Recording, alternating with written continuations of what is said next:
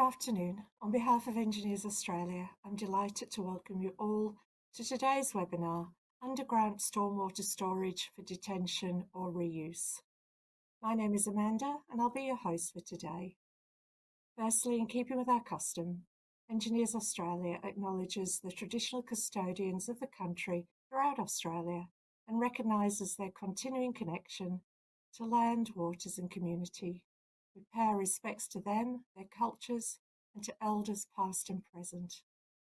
Before we get started, I'd like to acknowledge that today's webinar is being hosted with Engineers Australia's industry partner, ECHO. ECHO in Australia offers an extensive portfolio of stormwater, building draining systems, cable pit and ducting systems, access covers, and other niche products. ECHO takes pride in providing excellent customer service and extensive technical support from specification to the finished product installation. Today's session will feature two speakers, followed by a live audience Q&A. And as always, I encourage you to send questions through to our speakers via the chat box. I'd now like to welcome our first speaker, Anthony Healy.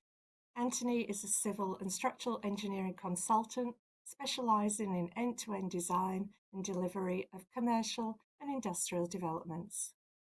Areas of expertise include water-sensitive urban design, stormwater drainage, portal frame structures, and cold-formed systems. Please welcome Anthony Healy. Good afternoon, everyone. My name is Anthony Healy. I am a Senior Engineer and Director at Eclipse Consulting Engineers. Eclipse specialises in civil and structural engineering of commercial and industrial developments from concept through to construction. We've delivered hundreds of projects up and down the east coast of Australia, and in the last 10 years, the vast majority have included some form of stormwater storage as part of the design brief. The design of below ground tanks, specifically for water storage, is relatively straightforward.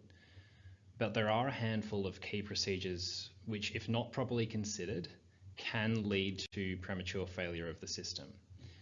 In today's presentation, I'm going to briefly touch on why we might want to harvest stormwater underground.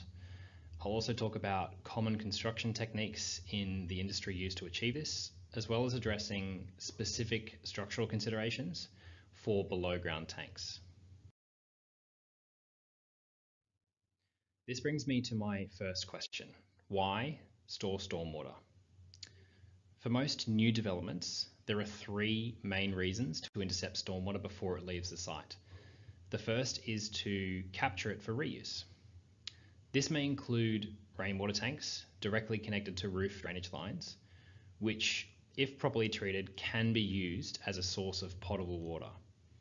It's also possible to store stormwater from hard stand surfaces, but this is generally only used for landscaping irrigation and specialised industrial applications. The second reason we might want to store stormwater is for an improvement in stormwater quality. While this does have some overlap with capture of stormwater for reuse, there are two primary mechanisms by which pollutants in stormwater can be prevented from entering downstream waters. The first is self-evident, and that's in recycling the captured water. By reusing captured water, we can prevent pollutants from ever leaving the site as surface pollutants.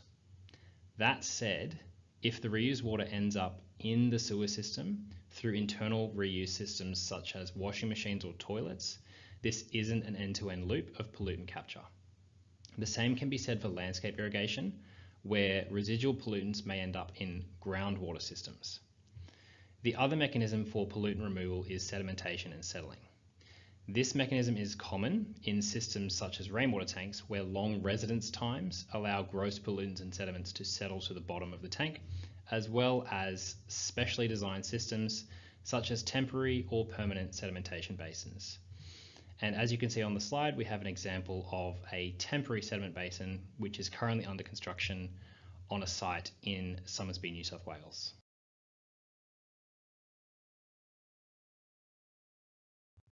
The third reason we might want to store stormwater is for stormwater detention. And as suggested by the name, stormwater detention is about detaining water temporarily before allowing it to discharge downstream. Now, why would this be something that we're interested in doing?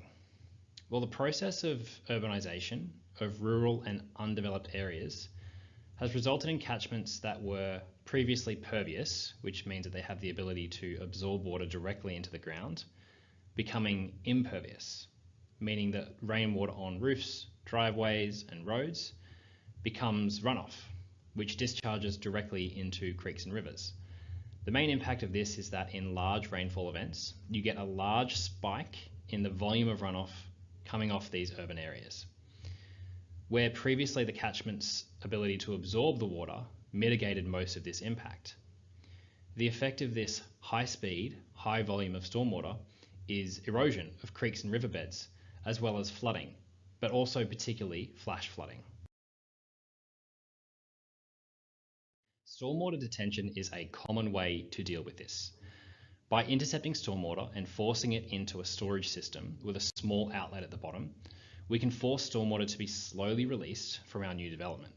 Most of the time, the goal is to be at or below the peak discharge rate from the pre-development scenario to ensure that the maximum flow of water leaving the site is lower than the worst case if the site was still entirely pervious.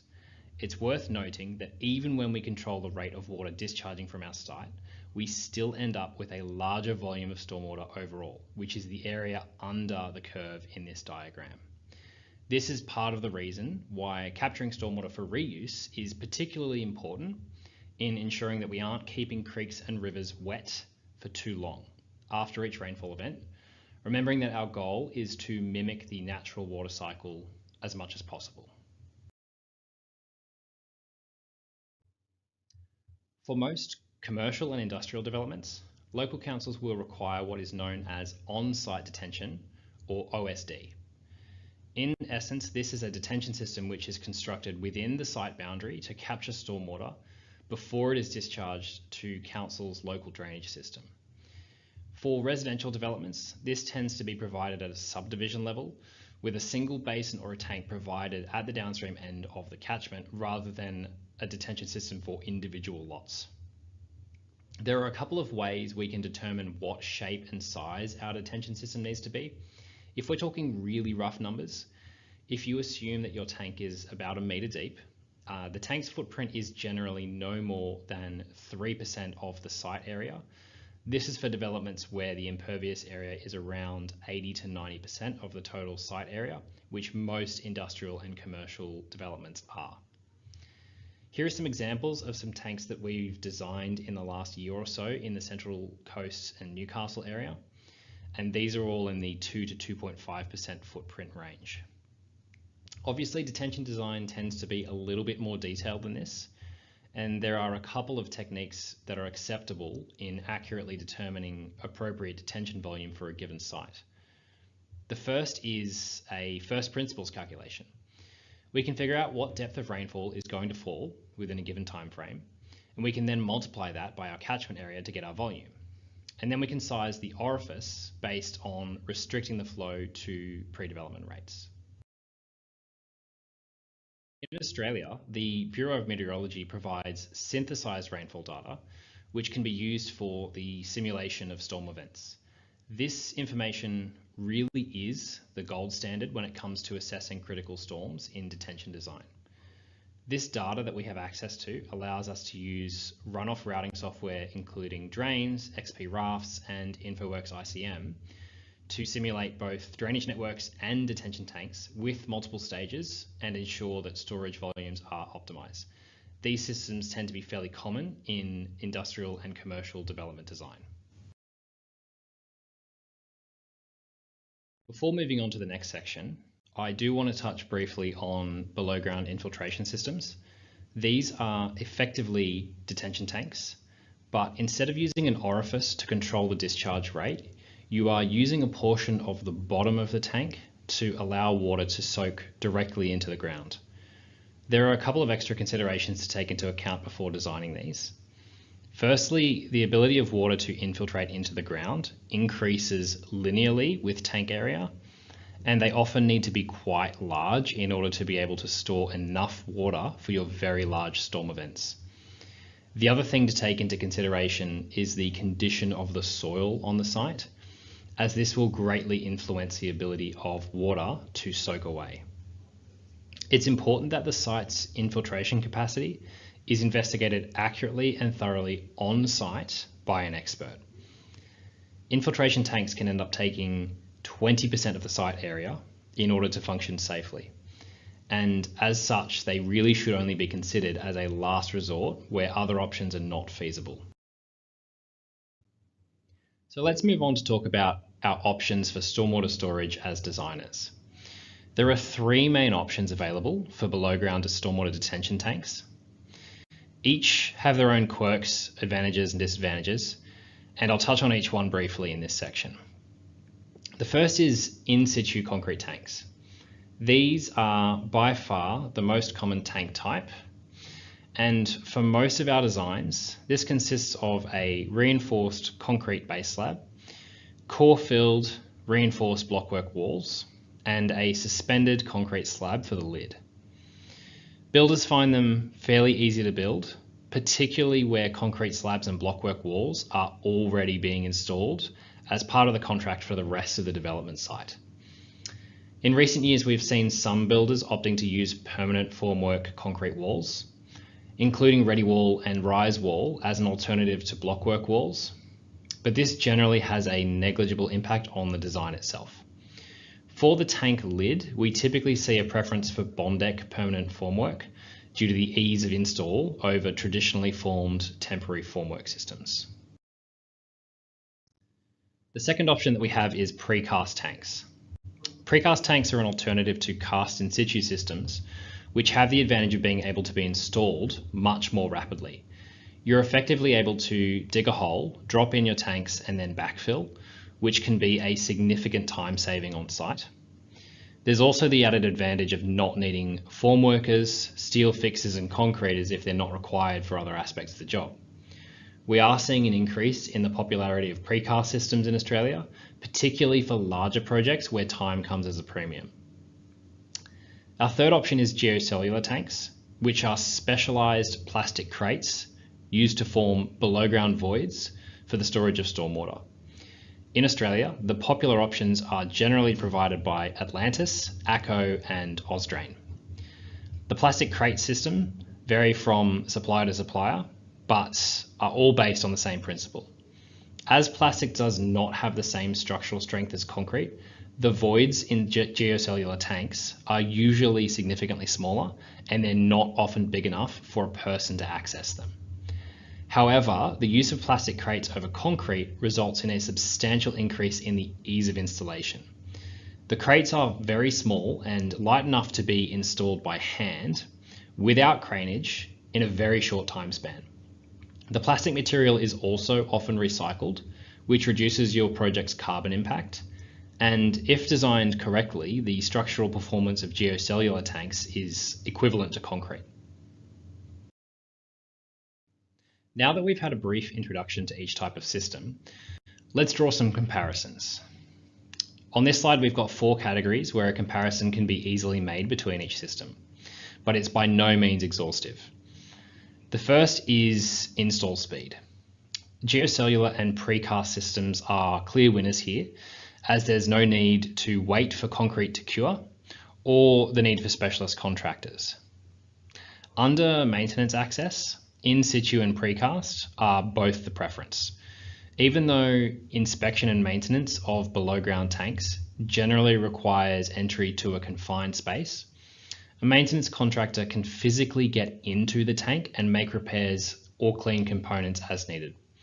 For geocellular tanks, generally maintenance is limited to what can be achieved using a CCTV camera and a high pressure hose on a snake. Similarly for hydraulics and stormwater treatment, if you want to put weirs, orifice plates or stormwater treatment cartridges inside your tank as part of the design, you have infinite flexibility with in situ tanks.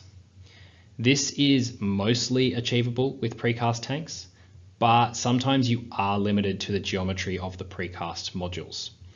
For geocellular tanks, any stormwater hydraulic or treatment devices must be contained separately in manholes or pits upstream and downstream of your detention tank.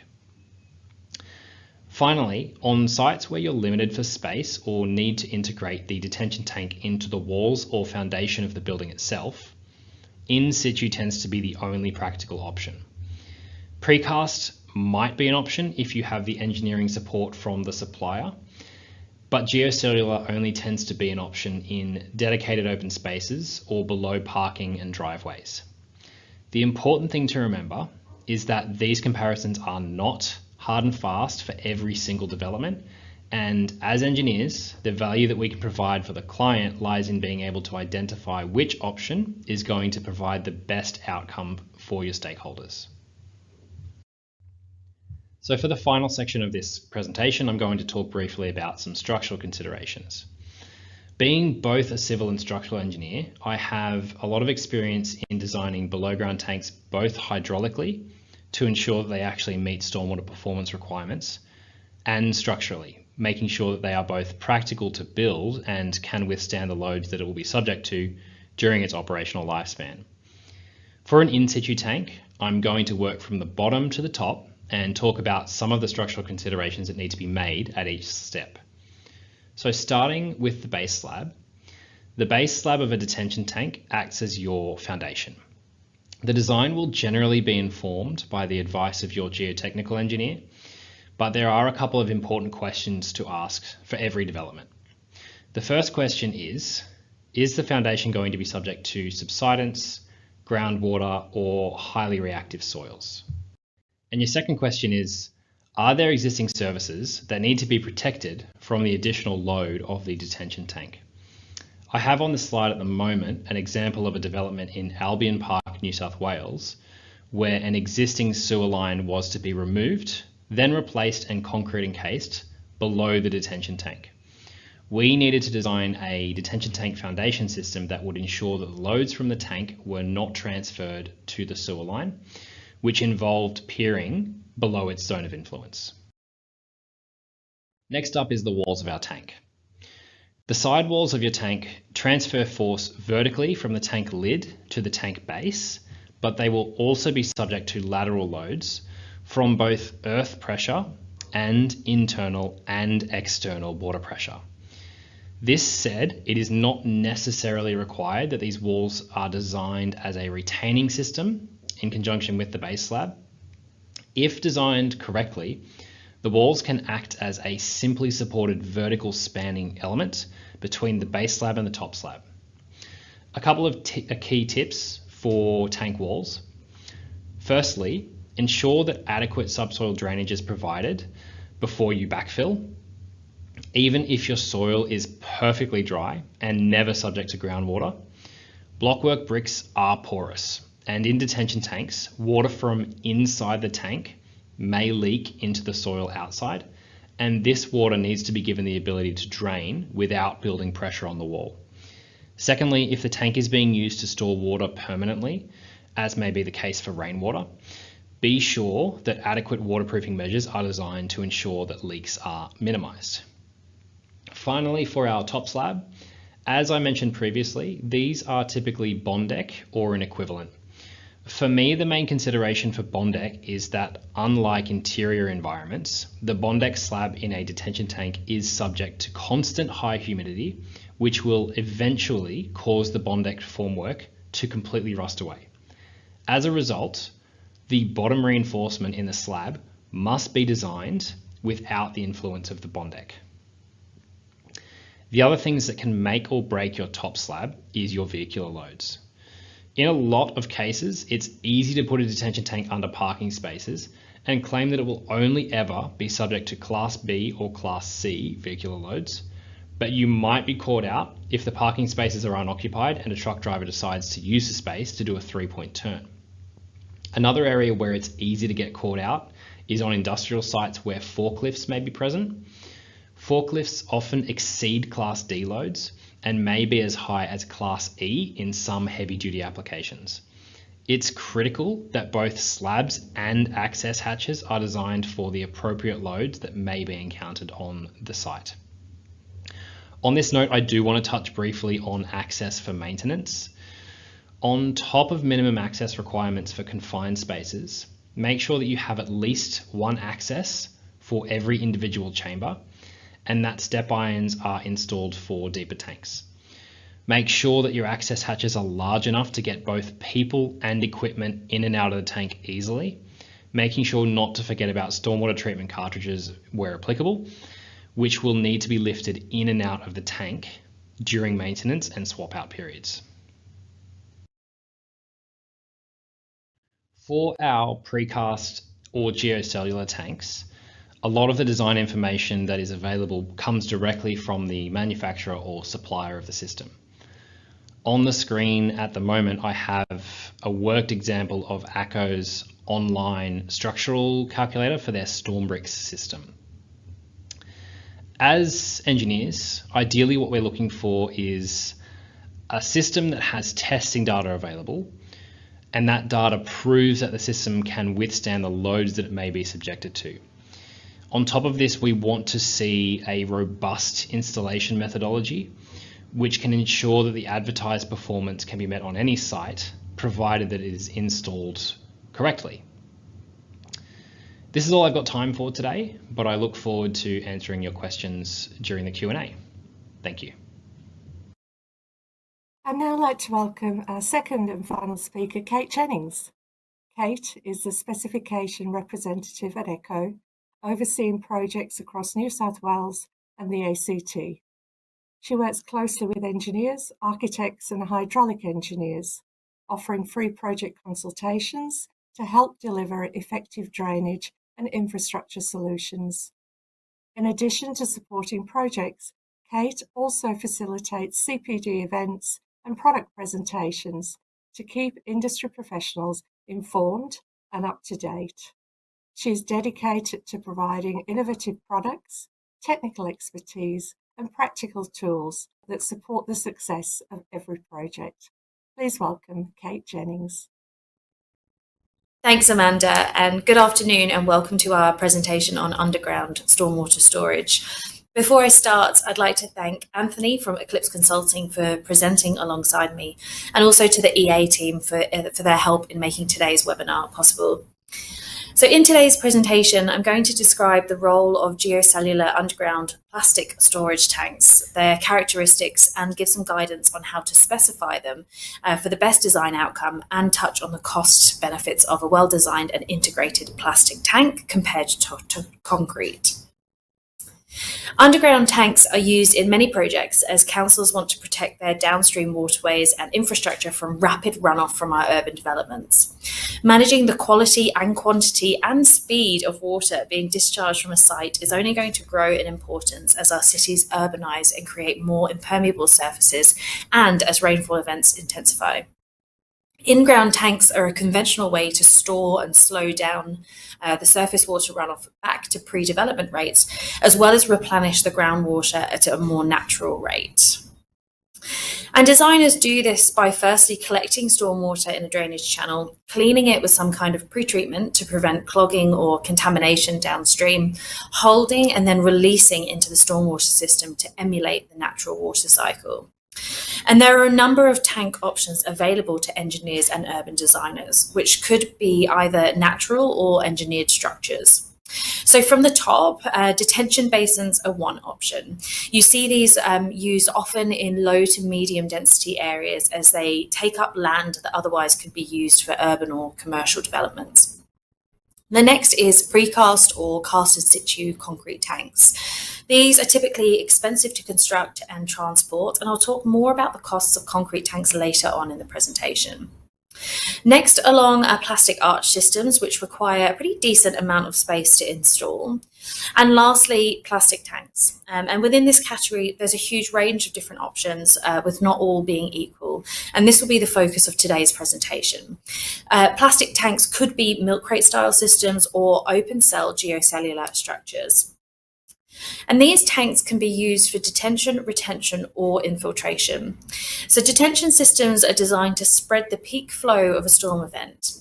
It does this by releasing stormwater slowly to control the runoff and reduce the risk of flooding downstream. This slow release of water is typically managed with an orifice plate that's located downstream of the tank.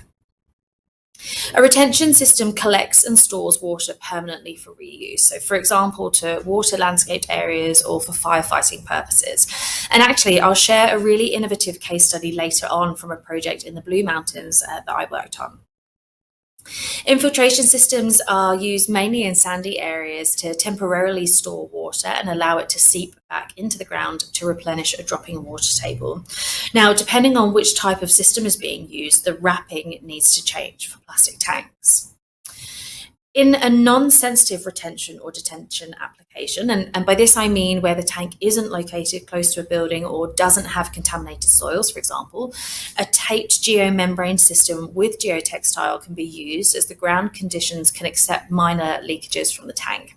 This methodology is used in the vast majority of applications.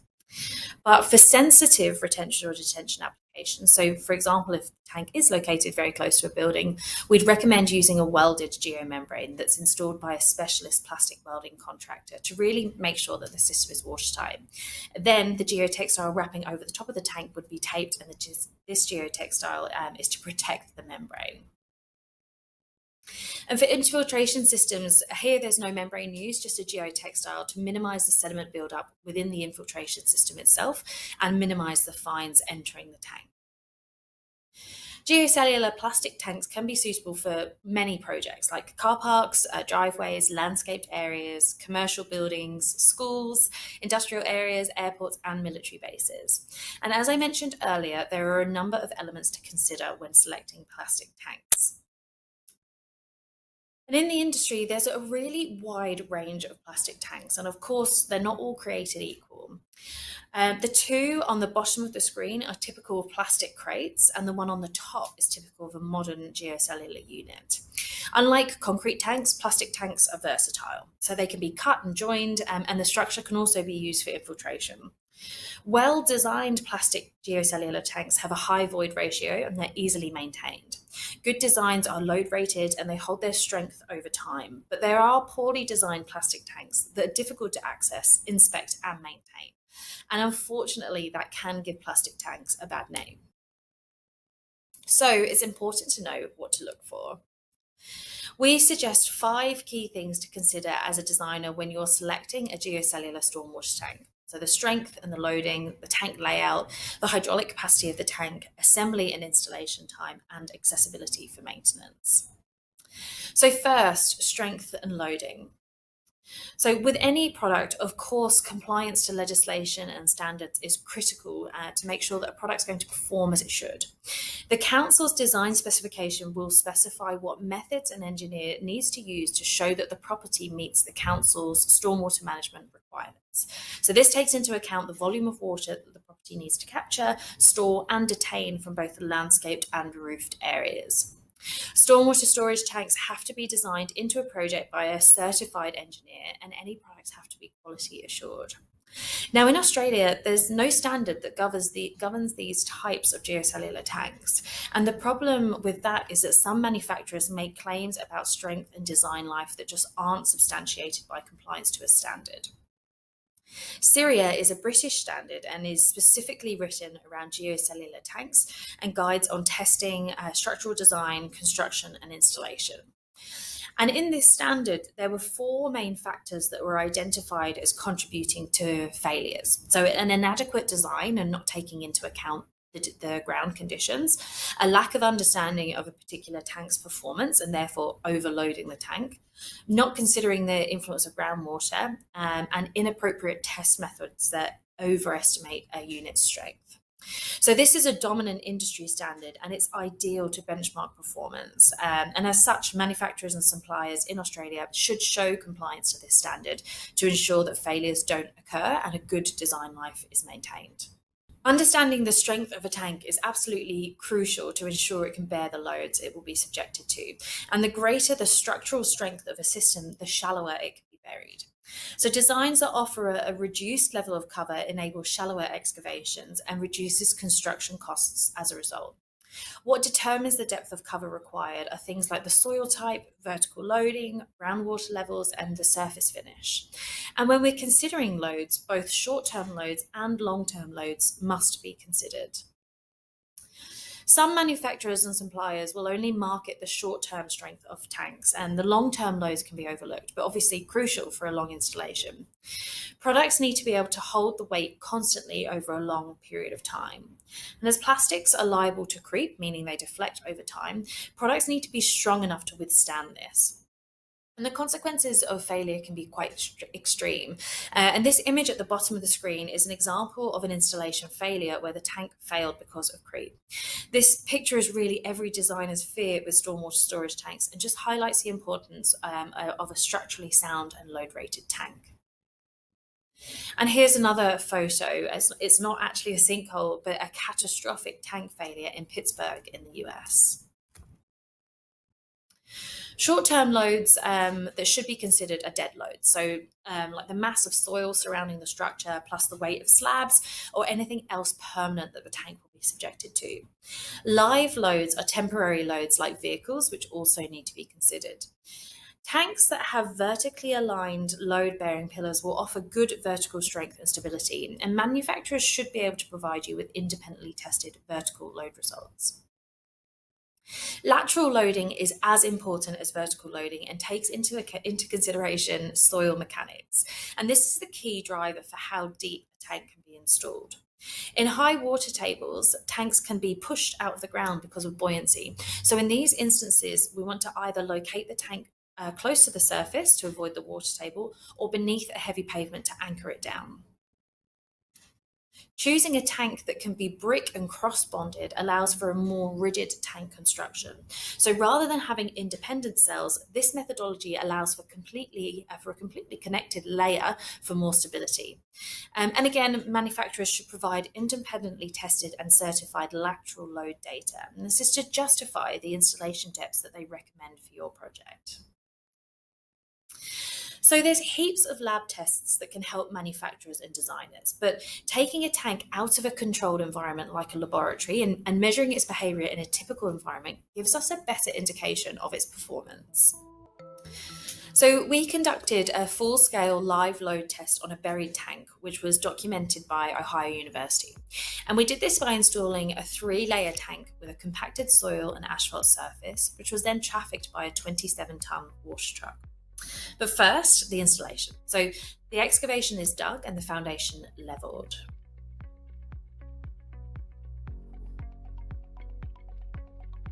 The tank is then assembled within the excavation and on top of the membrane layers, and the sensors start to get installed to measure vertical deflection.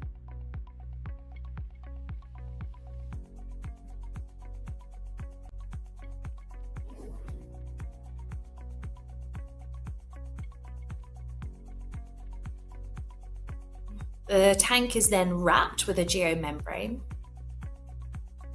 And after that's completed, pressure cells are placed around the tank to detect any lateral movement.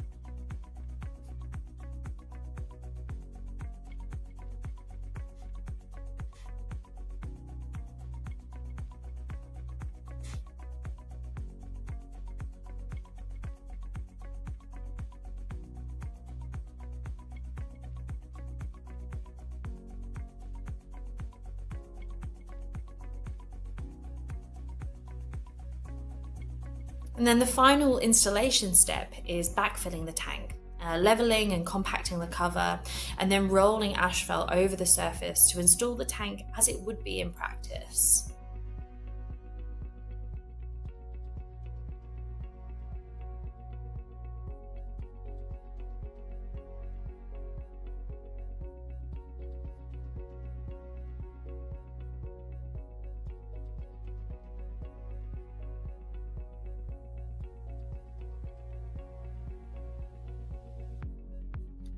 And then the final step was to bring in the 27-ton water truck and complete the testing using a combination of driving over the buried tank and also parking on top of the tank.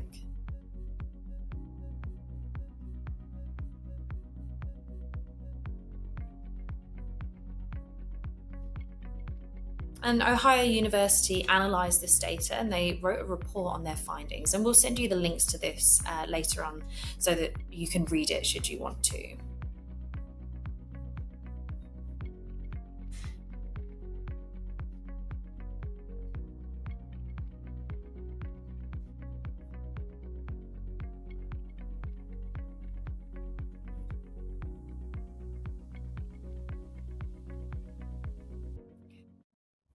So if loads is something that you're interested in diving more into, we've teamed up with Engineers Australia to detail everything you need to know, and we'll also send you the link to this too.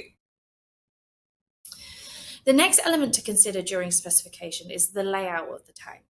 A benefit of using geocellular tanks is the ability to make all kinds of weird and wonderful shapes if they're required, to get the tank to integrate with existing infrastructure like buildings or roads. And you get this flexibility by using half tank layers for restricted depth applications, and they can also be cut. I would say, though, that for detention and retention tanks, a rectangular shape is the easiest for wrapping purposes because of the membrane, but the combination of full and half layers means there's added flexibility to hopefully get the layout to work in a more traditional shape. Next up, the hydraulic capacity of tanks is of course critical. And choosing products with a high void ratio helps to reduce the size of the excavation required, and obviously the construction costs are lower because of that.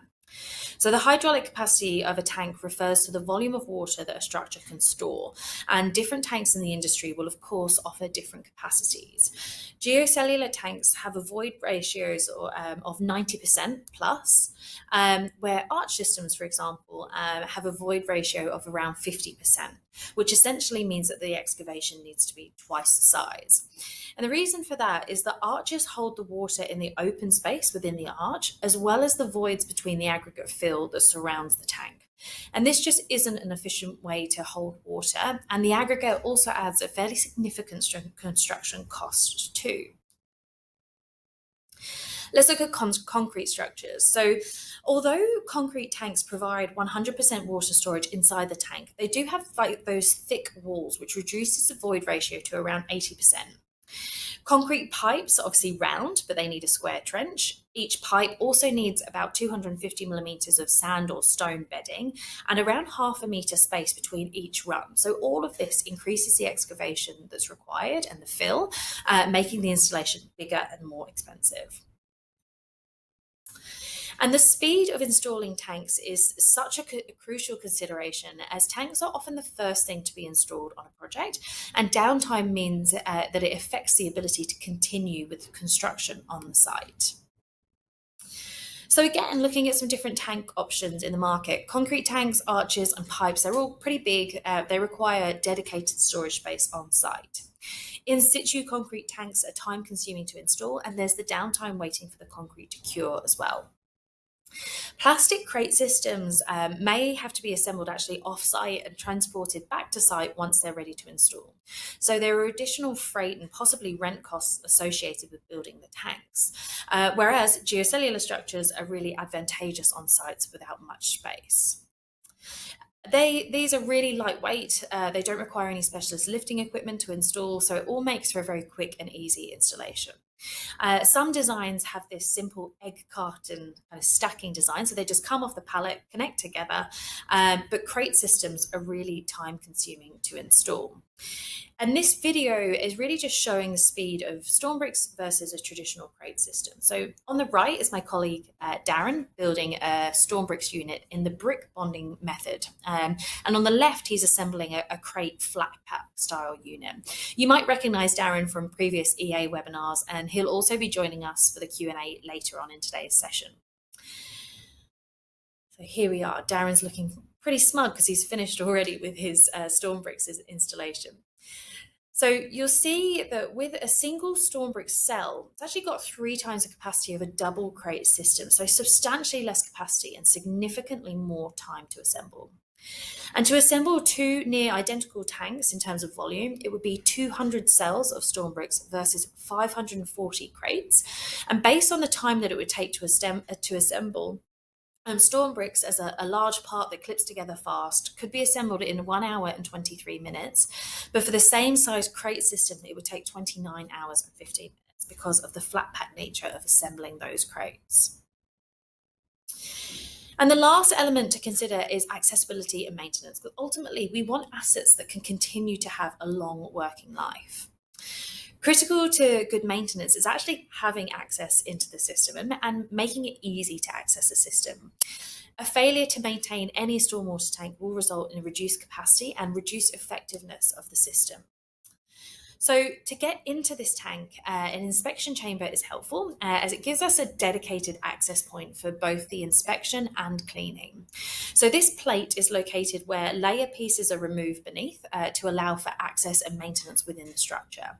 And again, not all tanks are created equal. Some systems are easier to inspect and maintain than others. Crate systems have that closed-in structure, so you can't actually access beyond that one crate that might have an access unit.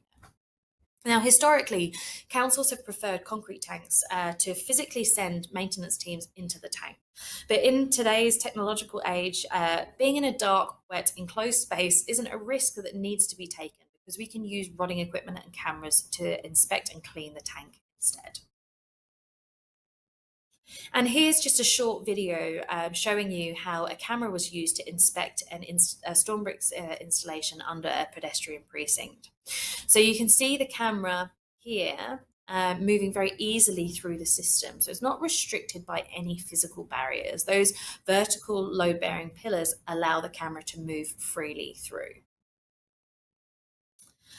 In the Australian market, plastic tanks are increasingly becoming a more common inclusion in project designs because of the benefits that we've spoken about today. But we do still see a fair amount of traditional concrete tanks within the construction industry. They are becoming less common though, because sustainability objectives are driving the use of alternative materials like plastics, but also because of the cost. So concrete tanks are expensive to install in comparison with geocellular tanks.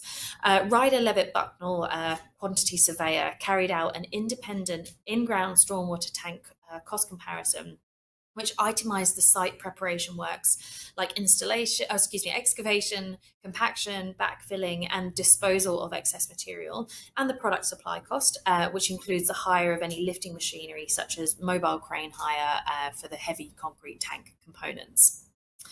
And this comparison looks at the Stormbricks tank against two types of modular concrete tanks. And the results show that for the same size tank, for the same site, the modular concrete tank is 56% more expensive, and the modular cylindrical pipe concrete tank is 148% more expensive compared to a Stormbricks tank. The report also looked at another scenario comparing the Stormbricks tank against smaller precast concrete tanks that can be delivered to site on the back of a truck. The results show that the precast concrete tank is 22% more expensive when compared to the Stormbricks tank. And the final scenario in the report compares the Stormbricks tank against a cast in situ concrete tank. And these results show that the cast in situ tank is 62% more expensive when compared to Stormbricks. Cast in situ tanks, they're really labour intensive. They require 28 days as well for the concrete to reach its compressive strength. And just to wrap up, I'll touch briefly on ACCO's products and services to end my presentation today. So a little bit about ACCO, in case you're hearing about us for the first time today. We're a family-owned German company with a worldwide presence, but here in Australia, where I am now, we're headquartered in Western Sydney, where we manufacture many of our products. And we also have offices and distribution centres around the country. For external applications, we have a wide range of graded trench drains for buildings, urban and civil projects, as well as access covers, cable pits, and of course, the Stormbricks in-ground tanks that we've been talking about today. And we have two versions of Stormbricks: SD, which is standard duty for vehicles up to 9 tonnes, and HD, which is heavy duty for vehicles up to 30 tonne. Stormbricks can also be incorporated into water-sensitive urban designs using the Storm Updated program by Clean Stormwater or Music by eWater. Now, Stormbricks is super straightforward. There are only 3 main components of the Stormbricks system: the body, the top covers, and the side panels. All of these are manufactured from a tough and corrosion-resistant polypropylene. The side panels just click onto the perimeter of the tank for lateral support, and the top covers are placed on the top of the tank to ensure consistent vertical support for the cover fill material. ACCO Stormbricks benefits as well from a patented brick and cross bonding feature, which provides unparalleled stability in the construction of the tank. And these load-bearing pillars precisely align one above the other so that loads are really evenly distributed downwards. Cross bonding, which is shown on the left of the screen, crosses modules at 90 degrees to each other, where brick bonding is like laying bricks for a wall, where the bottom two bricks have another brick spanning their joint. And installing our tanks using this methodology just gives a really strong and integrated installation. And here's some case studies of some projects that where Stormbricks has been installed in New South Wales and ACT, as they're the markets that I work in. So this project was a relatively large detention tank in Narrabundah in the ACT. You can see here a taped prefabricated membrane is being used before the top membrane and geotextile is applied. A prefabricated membrane is a fantastic way to minimise the amount of joints required on the membrane, as the only taping or on-site welding that's required is for the top piece.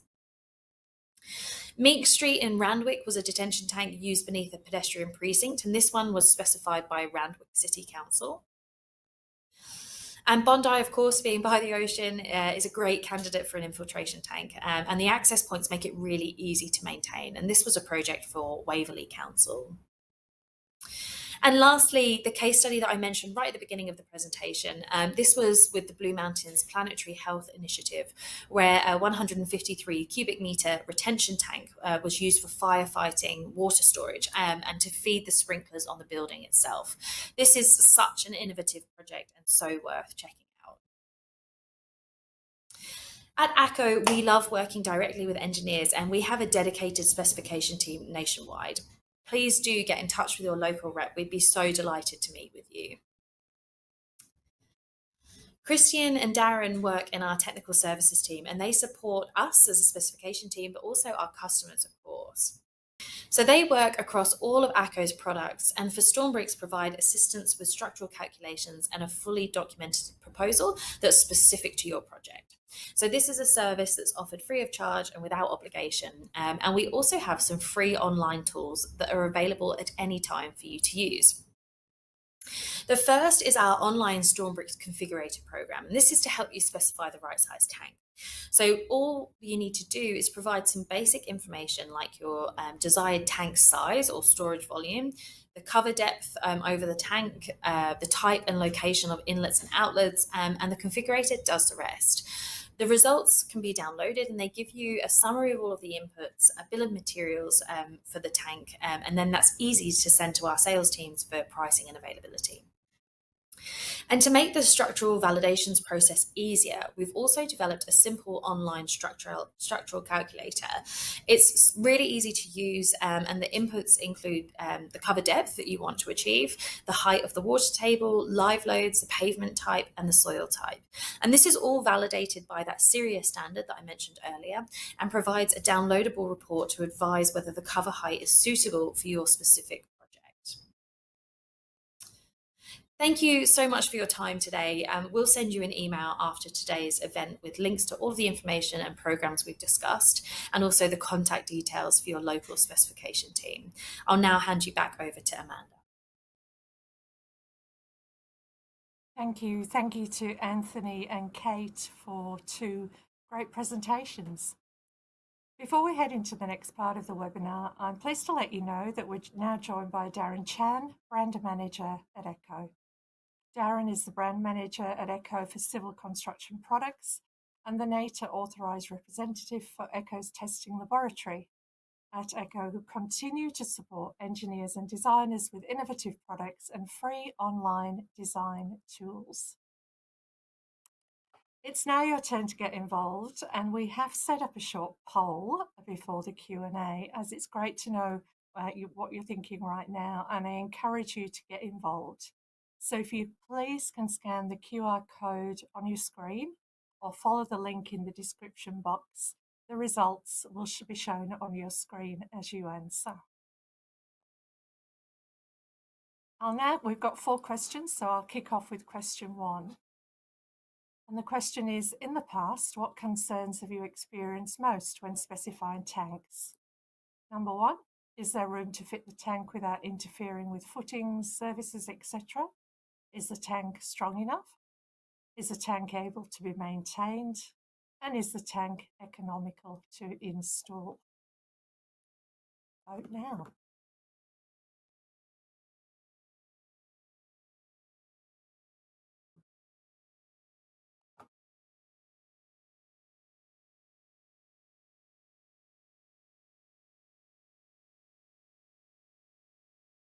So as the results are coming through, Darren, I might ask you to comment.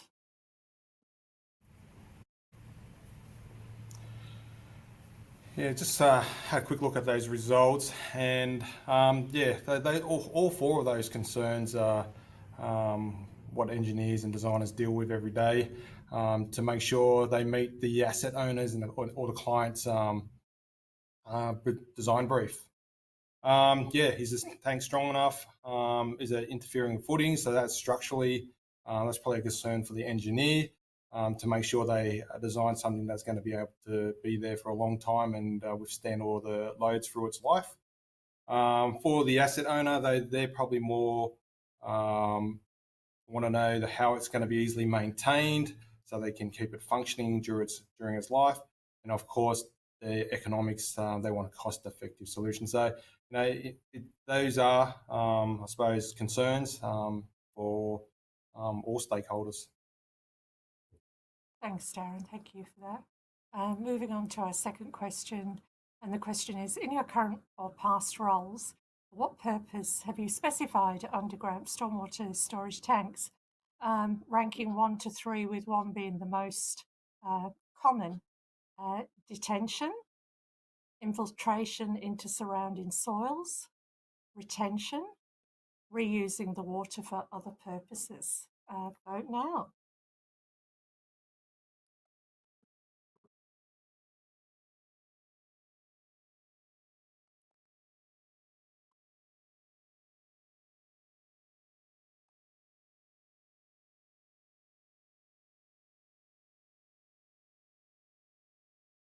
So Darren, if you'd like to just comment on that. Oh, look, with more new developments, there needs to be incorporated a stormwater tank, whether it's detention, infiltration, retention. Usually with new developments, councils will have in their DA requirements what kind of detention tank, what size detention tank, and I suppose the flow rate that you can put back into the stormwater system. That's important for the council to ensure that there's no flash flooding downstream from the new development.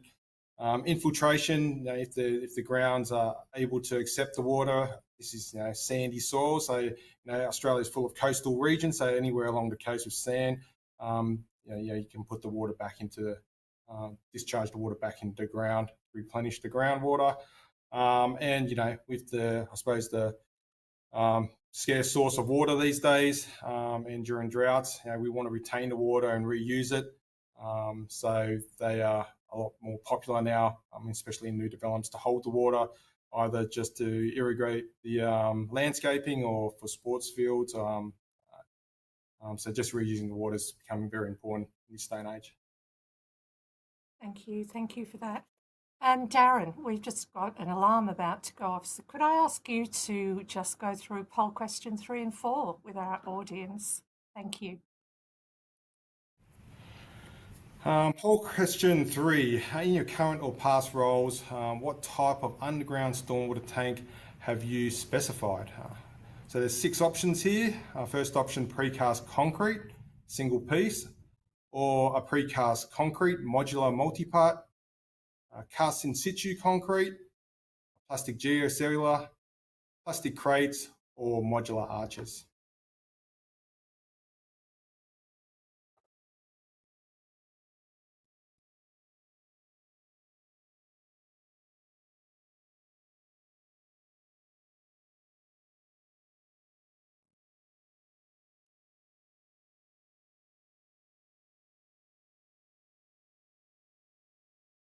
So it looks like there's some issues on the EA side. They've had an alarm, Amanda said. I haven't been able to see, I suppose, the polling answers. Oh, here we go. It's up on the screen now. So yeah, look, Anthony spoke about in his presentation that cast in situ concrete is probably the most common with engineers and designers, as they can design it hydraulically and structurally. Plastic crates, plastic geocellular are up there, and these are due to the cost, I suppose, when you're comparing it to concrete. They're a lot more cost effective. Precast concrete, other options. So there is a lot of different options, and it really depends on how, based on your project brief, your designer's brief, what your client wants, and your constraints on site, I suppose, is on what product you pick to design and specify and in the end install. Thank you for that. Are we up to question 4, Darren? Yes, we are. Okay, so question 4, which is our final question. What support do you value the most from a tank manufacturer? Ranking 1 to 4, with 1 being most common. And the first option is 2D and 3D drawings and product data sheets, project-specific support to size and configure a tank, project-specific structural calculations to verify a tank's strength, or personalised support from a technical representative. Please vote now.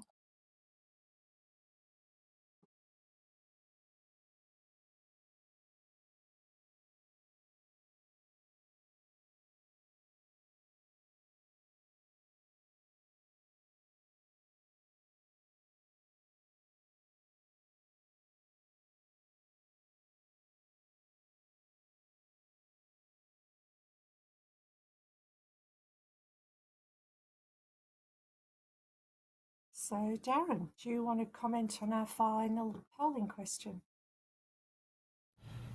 Thank you everyone for participating in the poll. I suppose the poll results are very interesting for us in regards to support this question. It really helps us develop what support we can provide as a manufacturer to the engineering and design community. Obviously, 2D and 3D drawings of the products and data sheets we can supply to help you, specify and draw the tank. Project to configure and size the tank, we've got a configurator program to help you hydraulically size. So you've got a volume of the tank, we can size up the tank for you using our configurer online. And even you can even check with your the structural design based on a few inputs you put into our structural design calculator. You can be sure it'll provide answers, I suppose, to the strength and durability of the tank and how much deflection the tank will have over time. This information we can provide with outputs that contain all the information, calculations, our factors of safety we applied, so you can follow our calculations to arrive at our conclusion and results of that. So yeah, we like to keep on evolving our support. So yeah, please get online and have a look at the online support we have at the moment. But we keep on helping, I suppose, the design community with further development in this area. Thank you, Darren. And thank you to everybody for sharing in the poll. We'll now move on to the Q&A, and if you could please ask us speakers questions via the YouTube chat box and whom your question is directed to. And thank you to everyone who put forward a question whilst registering for this webinar. And we might start, Darren, with you. We've had a question that came in from Sean, and Sean is watching in Queensland. Good afternoon to you. It is just afternoon. Asking you, Darren, acceptance from councils under roads or in verges? Yes, thanks, Sean, for the question. That's a good question. I suppose councils need to ensure their infrastructure is there for a long time. So they want structures that, I suppose, under roads or in verges to be strong enough to cater for that. With the ACCO storm bricks, we can provide information on all our testing and how strong our product is. Definitely in verges, not a problem to install storm bricks. We have had a lot of installations in these kind of areas. We've seen a lot of specification coming down from the Mornington Peninsula down in Victoria, where the road drainage actually gets captured along the gutter into the curb inlet and straight into it and piped into a storm bricks that is on the verge, and sometimes it's even designed halfway under the curb and gutter onto the road. Look, ACCO storm bricks is can be installed under residential roads, but you wouldn't want to install these type of plastic geocellular tanks under major roads, highways, freeways. It's just not there to designed to take consistent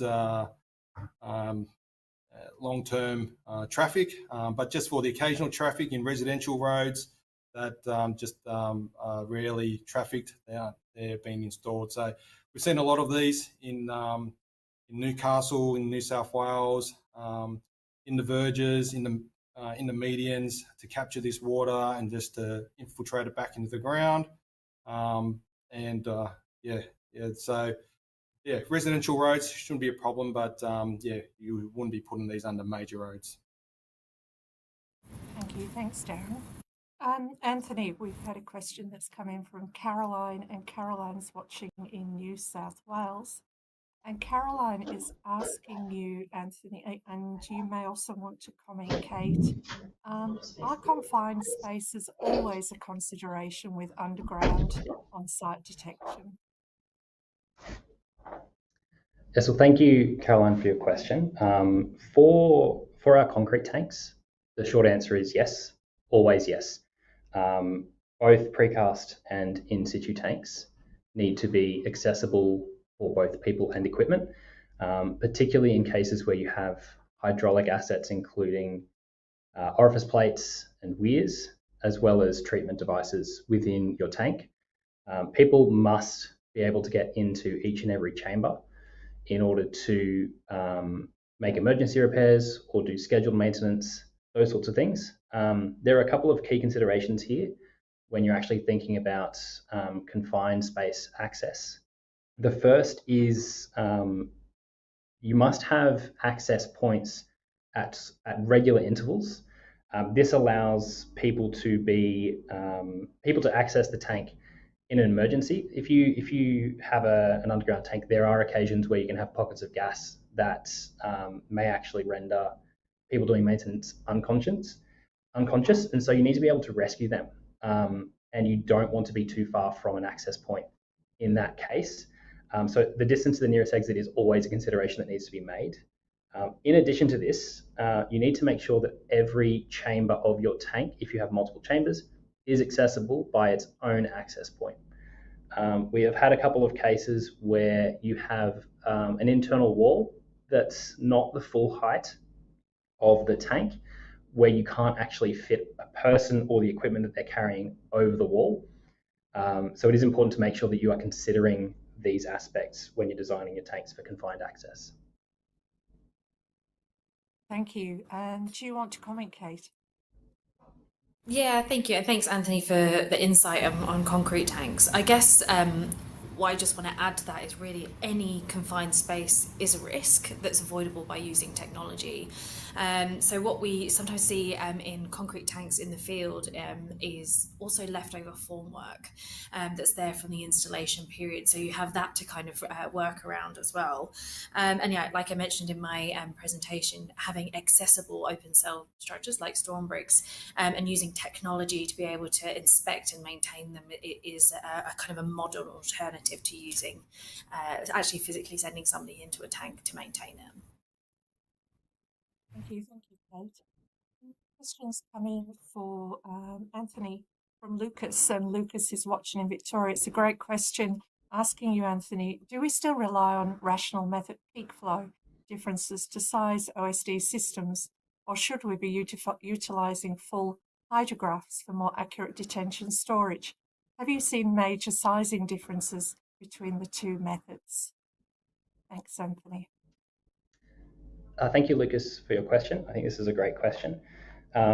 Just to touch on it briefly, the rational method is essentially the use of first principles calculation to figure out how much stormwater you need to store in your tank, whereas hydrographs or runoff routing methods are effectively software-based. And these do a lot more to consider the storage and the actual volumes of water that might be moving around your tank during any specific storm event. In most applications, in my experience, there is a substantial difference between the results that you'll get for your detention size with the rational method and using a runoff routing software. The difference can be up to around 20%. When you are looking to optimize the footprint of your site, that can be a major advantage, and it can result in excellent outcomes for your stakeholders. A couple of things to consider. There are still some councils who require the use of a rational method or an equivalent in order to size your detention tanks, and they won't accept the results of software outputs in this case. However, if you have the freedom to use your engineering judgment to design a detention tank, I would always recommend putting the rational method away for now and using software to determine what size your tank should be. Thanks for that, Anthony. Over to you, Darren. A question from Bayani, who is watching in the ACT, asking you, Darren, can these structures be one of many solutions to flooding?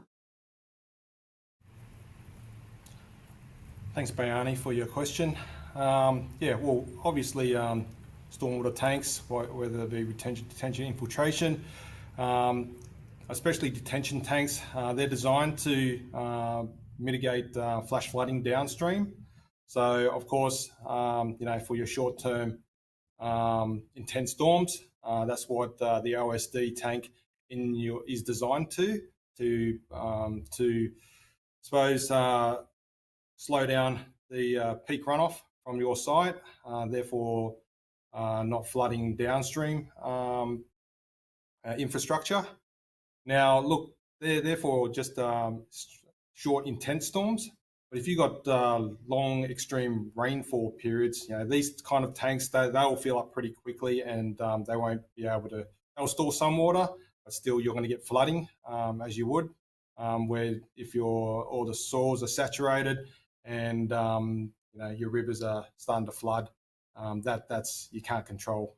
Not a tank you can design big enough to hold that water, but definitely for short, intense storm events that pass that dump a lot of rain in a quick period of time.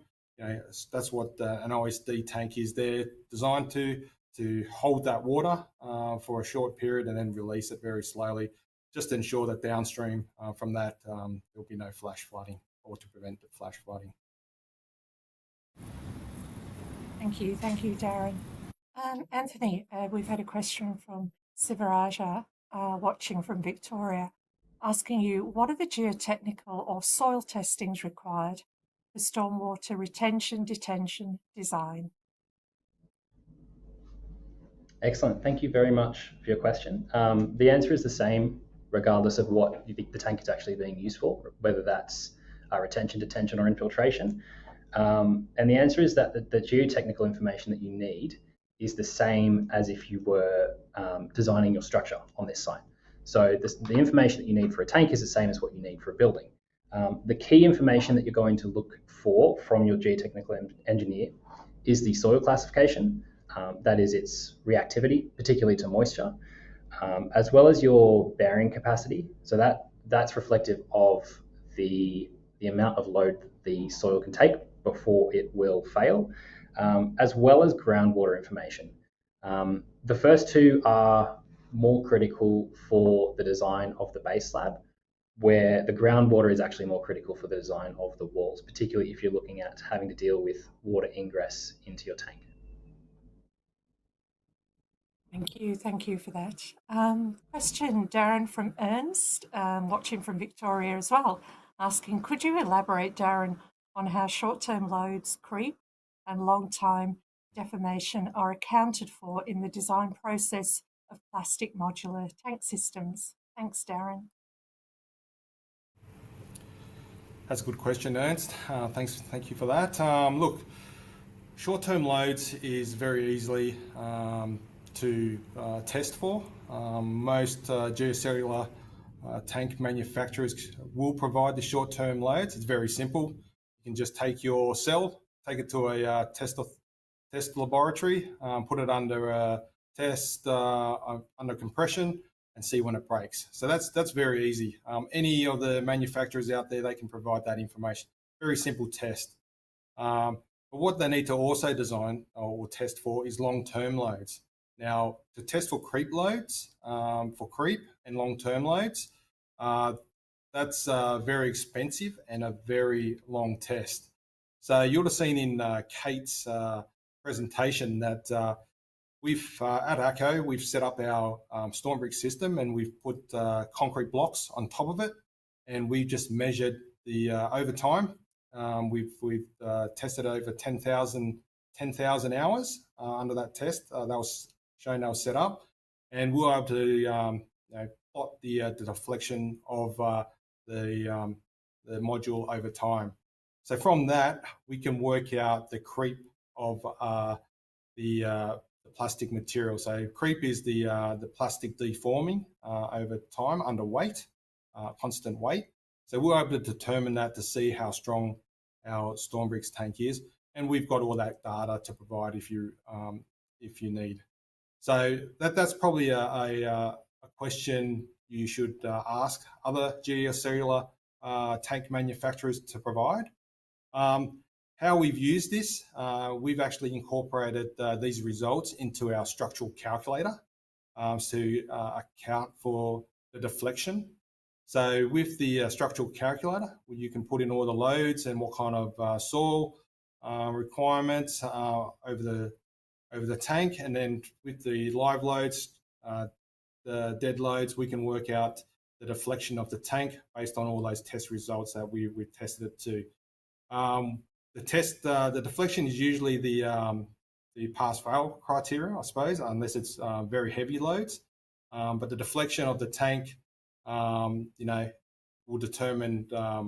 It's very important, I suppose, if there's a concrete slab on top. You can see if the tank will deflect a lot, that means you'll start seeing cracking on your concrete slab above. Asphalt, if you have an asphalt pavement on top, not as important. You won't see the cracking because it's a flexible pavement. So, yeah, look, it's very important, both the short-term loads and the long-term loads together, and in fact, the lateral loads too. So at ACCO, we've actually tested our products to lateral loads. Lateral loads will become important if it's going to be installed very deep in the ground. So if you've got a big cover, a lot of cover over the top of the tank and a very deep tank, then the bottom of the tank would be loaded a lot more than the top of the tank. So strength laterally on the bottom of the tank would become important. And even if there is a high water table, then you've got your hydrostatic pressures also on the side of the tank. So these are, I suppose, other geocellular tank manufacturers should supply all this information, especially lateral loads and long-term loads. So next time you design it, just to be sure, I'd request this kind of information from those suppliers. Thanks, Darren. Anthony, a question's come in. Can infiltration be used as part of the solution in combination with a more conventional detention method? Thanks, Anthony. Thank you very much for your question. The answer to this one is yes, but you do need a specific set of conditions in order to be able to do infiltration and detention together. As a reminder, infiltration is where we lose water into the ground, and detention is where we are losing water through a small orifice at the bottom of the tank, which goes down to council's stormwater drainage system. You can have both of these in a tank together.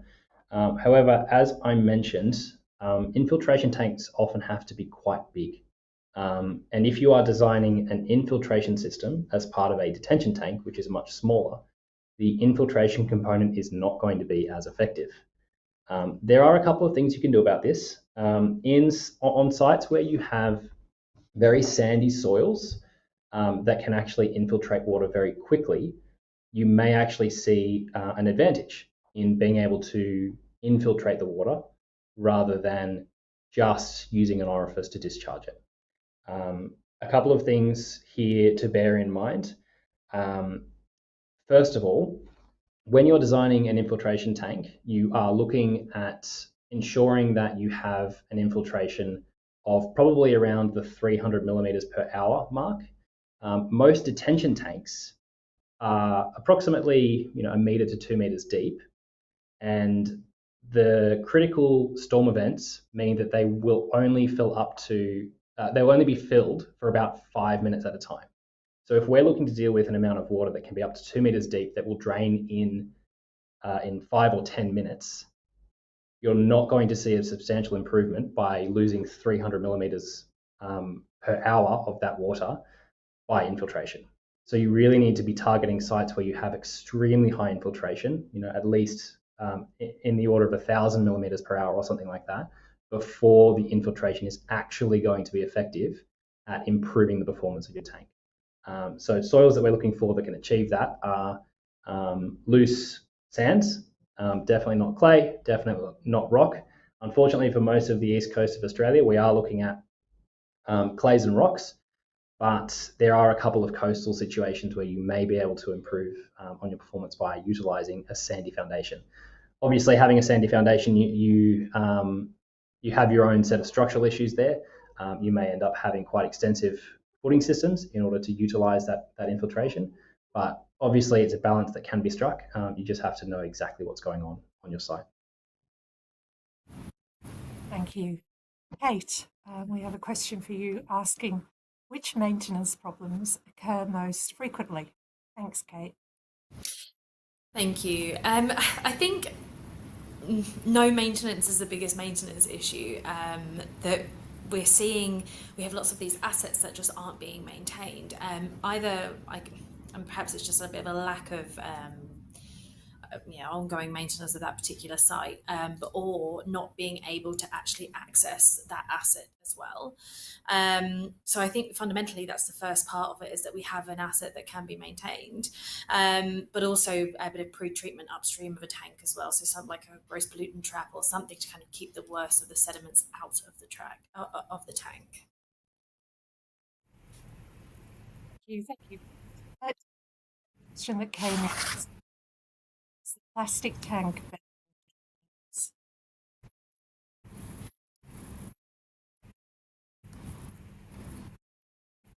Darren? Sorry, what was the Yeah, how does the plastic Sorry, I didn't hear tank bear the lateral loads? Okay, yeah, thanks for the question. Yeah, how plastic tank bears the lateral loads. With the Stormbricks tank, obviously we've got the main bodies, but on the perimeter of the tank, we have side panels. So the side panels are placed against the body of the tank, and it only goes on the outside of the tank. So it leaves the open structure inside. And with that side panels, they are actually designed to bear pressure back onto the main bodies, which takes the bulk, I suppose, loads from the ground. Those side panels are also used so you can easily wrap the tank with a nice flat surface. So look, with the in Kate's presentation, you would have seen some photos, and we've actually turned the actual main body modules on the side, and we've tested it laterally. So we understand the strength of the ACO Stormbricks and the loads that it can take. And what we've, as I said in my last answers, is we've incorporated this into our structural calculator. So that structural calculator will look at the lateral loads, and that'll be just dependent on the depth of your tank and if there's any hydrostatic pressure. So that's all taken into consideration, and that's just measured up against our design or tested loads of the product. Thank you, Darren. Thank you. And just staying with you for now, we've had a question from Adrian, watching in New South Wales, asking you, Darren, how do you incorporate water quality chambers and discharge control pits to your prefabricated system? Thanks, Darren. Thanks, Adrian. Yeah, with geocellular tanks, as you see with all the images from Kate's presentation, that it's not a full open structure like a concrete tank that we saw in Anthony's presentation, where you can actually house all your your water quality chambers and your discharge control pits within the four walls of a concrete tank. Obviously, with geocellular tanks, you can't do that within the tank. So how we incorporate it is upstream from the tank, you'll have all your pipes going into a pre-treatment water quality chamber. So into your GPTs, a sediment trap, silt trap, any cleaning, pre-treatment systems you put upstream, and then you pipe the cleaner water, the treated water into the tank. That's very important to put it upstream, because the last thing you want to do is put it downstream. That means all the sediment will go into your tank, and that means it's harder to clean the actual Stormbricks tank itself or geocellular tank itself. So you will want it upstream, where maintenance is the key, as Kate said. These got to be cleaned, the pre-treatments regularly to ensure they function and do what they're designed to do. With your discharge control pits, once again, that'll be downstream of your tank. So you'll have a pipe going into a pit. Your pit will house the orifice plate to control the flow. The discharge pit could be a pump system if it's in a retention tank, where you'd house the pump so you can use the water for reuse. Thank you, Darren. And this may be our final question, and I think you've touched on this in your last response, but we have had a question from Daniel asking, if a flood event has caused a milk crate system to be filled with sediments, can these be cleaned out effectively, or the whole system needs to be removed and replaced with a new one? Thanks, Darren. Yeah, that's a good question. I suppose the geocellular system started off with milk crate systems. So it's pretty much from the video that I was in Kate's presentation, where I was assembling a crate system where you build a flat pack system, build the four walls, and then put some baffles in between and put a top. So when you put all these little crates all together, there's really no way that you can clean the sediment out. So once you put all these crates together, the sediment goes in. You're in your inlets where the sediment goes in. You can capture all sorts of things there, and it could start blocking up the inlet, could start filling up with silt, the tank. So with the milk crate systems, it's got a limited life. That's in particular for maintenance, because you can't get access to it. So look, with the ACO Stormbricks, we've learned from that first generation type of geocellular systems where you couldn't maintain it. We've designed these pillar systems where the actual tank, you can gain access through an access chamber into the tank, and you can run your CCTV and your vacuum pumps all the way through the tank. And if it does get silted up, we can maintain those. So very important for your asset owner to consider access and maintenance, and to probably look at some new designs of geocellular systems that are out there in the market now. Thank you, Darren. Before I thank our speakers, I'd just like to announce that we are running a competition today, which has been provided by ECHO with a prize. So if you could please share your answers to the email on the screen, there will be a gift card prize for the winner. And the question is, in less than 100 words, in what applications would you not specify concrete tanks, and why? So I encourage you all to join in. It's the season of giving coming up. Thank you. So it is all the time we have for today, and please join me once again in thanking Kate Jennings, Anthony Healy, and Darren Chan for their time and expertise. Before we wrap up, I would also like to encourage you all to complete a short feedback form, which is linked in the description box below, to help us improve and plan for future sessions as we head into the new year. I'd also like to thank Engineers Australia's industry partner, ECHO, for their ongoing support. Thank you. So thank you again for joining us, and I look forward to seeing you at our next Industry Partners event. So thank you and good afternoon.